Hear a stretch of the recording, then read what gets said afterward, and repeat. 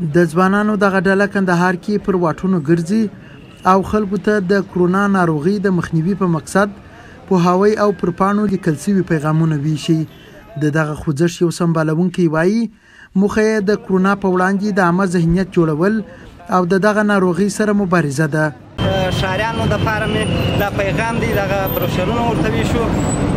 په دې کې د کرونا سره د مبارزې هغه دقیقې لارې په ګوته شوي دي چې تر څو ښاریان په دې وپوهېږي چې څنګه د دې وژونکي وایرس سره مبارزه وکړي او خپل ژوند او افغانان د دغه وژونکي وایرس څخه وژغوري. د کندهار مدني پالان د دغه حرکت د ملاتړ ترڅنګ له خلکو غواړي چې د کرونا د مخنیوي لپاره روغتیایي تدابیر جدي ونیسي.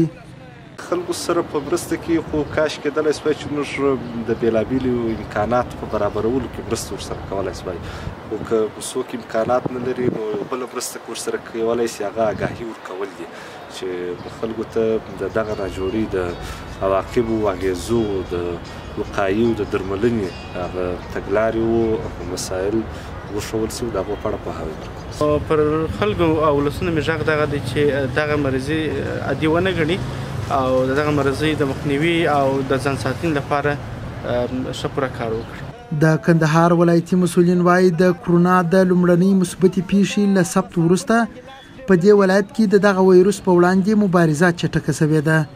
د کندهار د والي ویاند احمد بهیر احمدي وایي د دې ولایت په ژړۍ ولسوالۍ کې د قرنطین د یو مرکز د جوړېدو په ګډون د دې ولایت ټولې دولتي ادارې د واپاشي سوي او د عامه پوهاوي بېلابېل کمپاینونه دوام لري.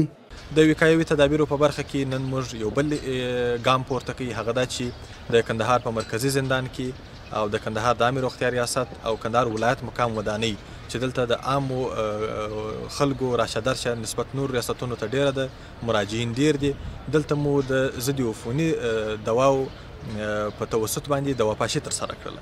چارواکي داسې مهال کندهار کې کرونا سره د مبارزې په برخه کې د چمتووالي ډاډ ورکوي چې هیواد کې د کرونا ناروغي تازه ارقام 2 برابره شوي او ان تر دې چې هرات ولایت کې پر ګرځېدو بندیز لګول شوی.